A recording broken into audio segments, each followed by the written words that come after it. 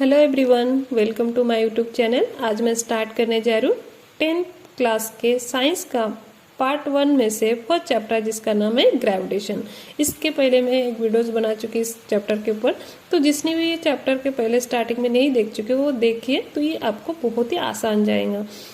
आज का टॉपिक है Newton's universal law of gravitation.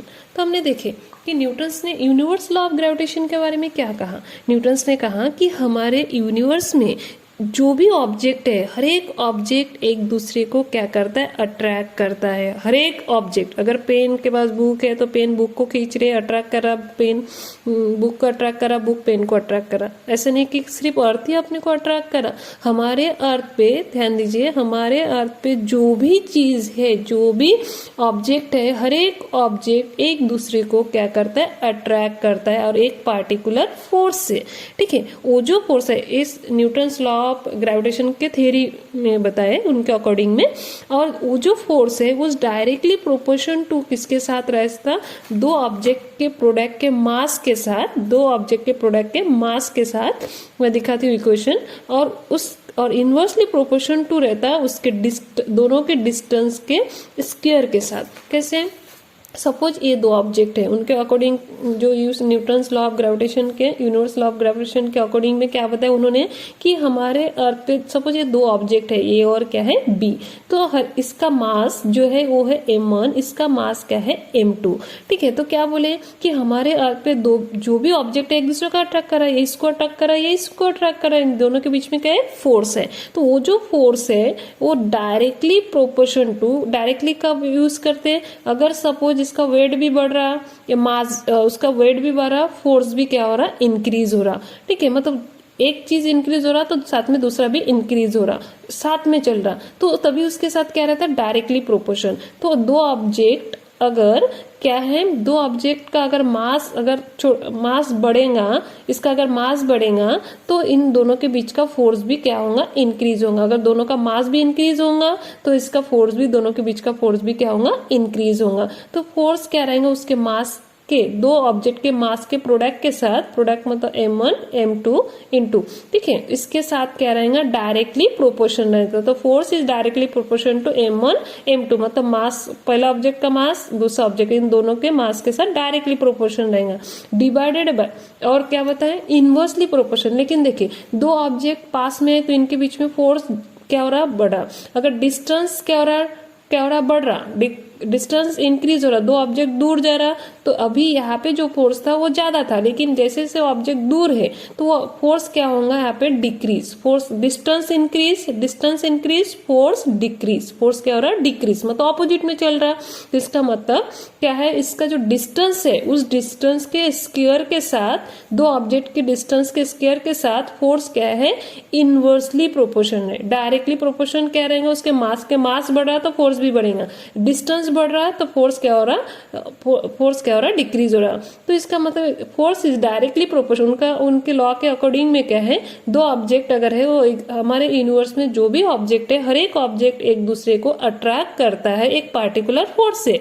वो जो फोर्स है वो डायरेक्टली प्रोपोर्शन किसके साथ रहेगा, उन दो प्रोडक्ट के मास, दो ऑब्जेक्ट के प्रोडक्ट के मास के साथ, और इनवर्सली प्रोपोर्शन टू किसके साथ रहेगा, उसके दोनों के डिस्टेंस के स्क्वायर के साथ। ठीक है, फिर इनवर्सली प्रोपोर्शन के साइन को अगर हम इक्वल में कन्वर्ट करते हैं तो फोर्स इक्वल टू क्या होता है, एक कांस्टेंट वैल्यू चेंज, कौन लिया, G is the gravitational constant. तो फॉर्मूला क्या आता है, F is equal to G m1 m2 divided by R square. ये फॉर्मूला याद रखिए, आपको न्यूमेरिकल्स में काम आएगा। तो दो ऑब्जेक्ट अगर दिया है, कभी बोलेंगे दो ऑब्जेक्ट का मास सपोज ये 10 kg है, ये 20 kg है, उसका डिस्टेंस सपोज 1 मीटर है, तो इन दोनों के बीच में कितना फोर्स चालू है, तो ये फॉर्मूला अप्लाई करना है। ठीक है, तो force equal to G is the gravitational constant, उसका वैल्यू कांस्टेंट रहेगा 6.67 इंटू 10⁻11। तो force equal to G m1 m2 divided by R square. R मतलब डिस्टेंस दोनों के बीच में, m1 m2, पहला ऑब्जेक्ट का मास, दूसरा ऑब्जेक्ट का मास, जी इज द ग्रेविटेशन कांस्टेंट। ठीक है, तो इस तरह से तो यहाँ पे वही बताया, यहाँ पे जो मैं बता, according to this theory every object in the universe attract every other object with a definite force. This force is directly proportional to the product of the mass of the two object and it is universally proportional to the square of the distance between them. जो मैंने बात बताई, ठीक है. Force is directly proportional to m1 m2 divide by D square. R लिखो या D लिखो, distance, ठीक है. तो फोर्स इक्वल टू क्या है, जी m1 m2 and D square, मतलब डिस्टेंस आर से भी मेंशन कर सकते, ठीक है. तो ये था हमारा Newton's inverse law of gravitation. Next topic है, आज का नेक्स्ट टॉपिक है Newton's universe law of gravitation के बाद हमारा नेक्स्ट टॉपिक है यूनिफॉर्म सर्कुलर मोशन. इसके पहले हम सर्कुलर मोशन देखें. सर्कुलर मोशन मतलब क्या है, कोई एक ऑब्जेक्ट है, उसके चारों बाजू से उसके सर्कल के सर्कमफरेंस से कौन घूम रहा, दूसरा ऑब्जेक्ट, ठीक है. जैसे अर्थ है, अर्थ के चारों से मून मोशन कर रहा, ठीक है, मून कर रहा. तो ये कैसा घूम रहा, उसके एक पार्टिकुलर सर्कल के सर्कमफरेंस से घूम रहा, कभी अंदर बाहर नहीं, एक सर्कल के सर्कमफरेंस से वो कर रहा, तो सर्कुलर मोशन कर रहा. लेकिन यूनिफॉर्म क्या है, यूनिफॉर्म सर्कुलर मोशन. यूनिफॉर्म कब बोलते हैं, जैसे आपके स्कूल की यूनिफॉर्म है, सब एक जैसे हो, सब क्या है, एक जैसे, तभी हम यूनिफॉर्म बोलते हैं. तो यहाँ पे एक जैसे सब क्या है, अगर कोई चीज किसी के चारों ओर से ऐसा गोल घूम रहा, सर्कुलर मोशन कर रहा, लेकिन कांस्टेंट स्पीड, क्या एक जैसे, कांस्टेंट स्पीड, एक ही जैसे. देखिए ऐसे नहीं कि अर्थ के चारों ओर से कौन घूम रहा, मून. ऐसा नहीं कि मून बहुत फास्ट घूमता कुछ टाइम, फिर वो थकने के बाद फिर धीरे घूमता, फिर फास्ट, ऐसा नहीं. हम जैसे गाड़ी चलाते वेरिएबल स्पीड हो गई, ठीक है. तो जो कांस्टेंट स्पीड में एक ही स्पीड से क्या करता है मून, अर्थ के चारों ओर से सर्कुलर मोशन करता, तो उस मोशन को हम क्या बोलेंगे, uniform circular motion. Consider an object moving in a circle with constant speed, ठीक है. सपोज कोई कंसिडर करो, कोई ऑब्जेक्ट क्या कर रहा, किसी के चारों ओर से कांस्टेंट स्पीड से मोशन कर रहा, तो उस ऑब्जेक्ट का मास, उस ऑब्जेक्ट का जो मास है वो क्या है, m1. जो ऑब्जेक्ट घूम रहा है उसका मास क्या है, m1 है. और जो भी स्पीड से वो घूम रहा, वो उसका जो वेलोसिटी वो क्या है, v क्या है, v इज द स्पीड और वेलोसिटी, ठीक है. और ये जितने भी डिस्टेंस से घूम रहा, जितने भी डिस्टेंस से, यहाँ से अर्थ के सेंटर से लेकर, सपोज इस ऑब्जेक्ट के सेंटर से लेकर इस ऑब्जेक्ट पे, तो जितने भी डिस्टेंस रहेगा वो क्या है, r is the radius of the circle, उस सर्कल के रेडियस. तो फोर्स इक्वल टू क्या होगा, फोर्स इक्वल टू क्या होगा, mv square upon r. Force equal, इन दोनों के बीच में एक फोर्स है ना, उस ये अर्थ के चारों से अगर कोई चीज ऑब्जेक्ट घूम रहा, तो उन दोनों के बीच में क्या एक फोर्स है. तो फोर्स इक्वल टू हमें क्या पता है, mv square upon r, mv square upon r, ठीक है. बट हमें क्या पता है, स्पीड इक्वल टू क्या होता है, स्पीड इक्वल टू क्या होता है, distance travel. Speed equal to क्या है, डिस्टेंस ट्रैवल, कैसे यहाँ पे लिखा है स्पीड, बट हमें स्पीड मतलब क्या है, डिस्टेंस ट्रैवल, कितना डिस्टेंस उसने कवर किया. सपोज कोई चीज किसी के चारों से गोल घूम रहा, तो कितना डिस्टेंस कवर किया, कितना डिस्टेंस रहेगा, एक सर्कल का सर्कमफरेंस कितना रहेगा, 2 पाई r. डिस्टेंस कितना रहेगा, 2 पाई r, क्योंकि एक सर्कल के सर्कमफरेंस में घूमा, तो उसने डिस्टेंस कितना किया, 2 पाई r. और उसको कितना टाइम लगा, distance travel divided by time, क्या है, टाइम. तो टाइम क्या है, t, ठीक है. तो फॉर्मूला क्या है, v इक्वल टू स्पीड मतलब v इक्वल टू क्या है, 2 पाई r डिवाइडेड बाय t, ठीक है. तो हमें यहाँ पे v का स्क्वायर चाहिए, v नहीं चाहिए, तो v को स्क्वायरिंग करते, दोनों साइड में स्क्वायरिंग करो, तो ये क्या होगा, 2 पाई r divided by t square. v को स्क्वायरिंग किए, तो ये जो वैल्यू है, ये सपोज इक्वेशन 1 है, ये जो वैल्यू है इक्वेशन 1 में v के जगह पे क्या करो, पुट करो, ठीक है.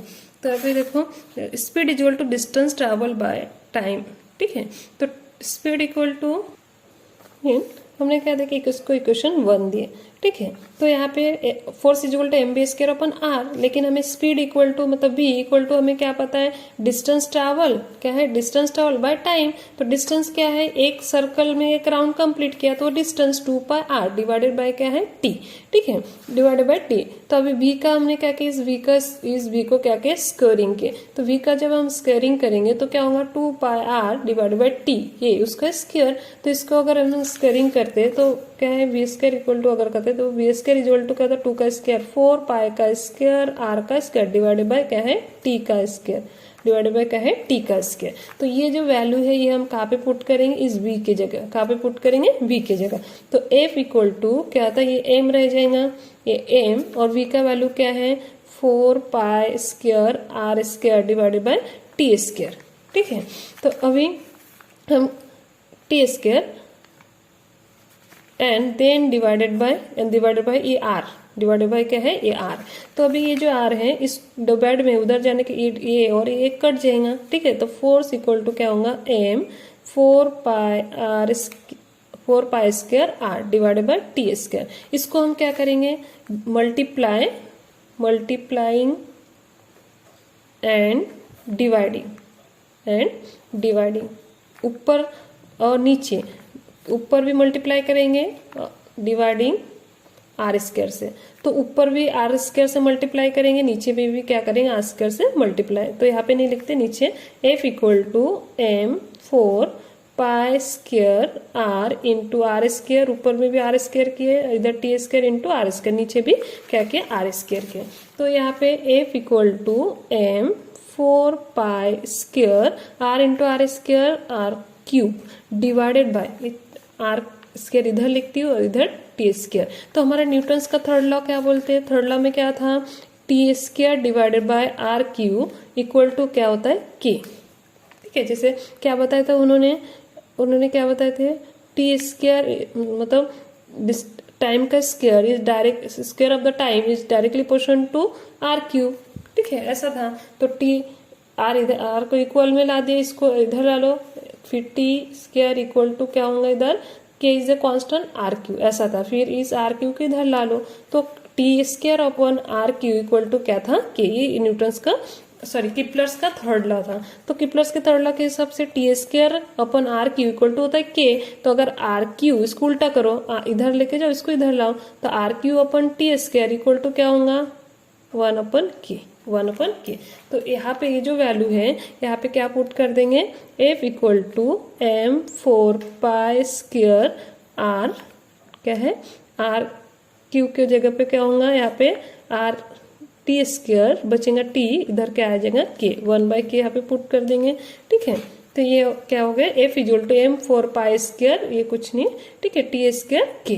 ठीक है, तो 4 पाई स्क्वायर डिवाइडेड बाय क्या है टी स्क्वायर के इज ए कांस्टेंट, ये क्या है कांस्टेंट। तो बचा क्या है इधर आर स्क्वायर, सॉरी टी नहीं, यहाँ पे आर स्क्वायर, टी तो इधर आ गया। ठीक है, आर स्क्वायर, तो 4 pi M 4 pi square divided by K, ठीक है, इज कांस्टेंट, क्या है कांस्टेंट। तो ये अगर कांस्टेंट है तो बचा क्या है 4 इक्वल टू 1/r स्क्वायर, तो ये बचा है। तो force is directly inversely proportion to square of the radius. तो ये प्रूव किया कहाँ पे यूनिफॉर्म सर्कुलर मोशन में। तो ये डेरिवेशन आ सकता है।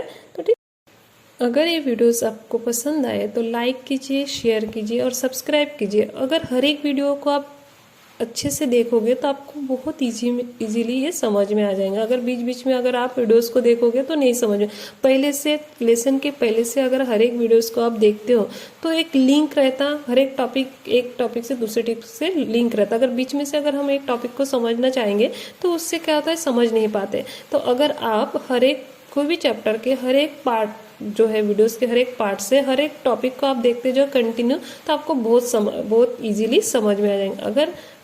अगर आपको ये वीडियोस पसंद आते हैं तो लाइक कीजिए, शेयर कीजिए, सब्सक्राइब कीजिए। मिलते हैं हमारे अगले वीडियोस में, तब तक के लिए धन्यवाद।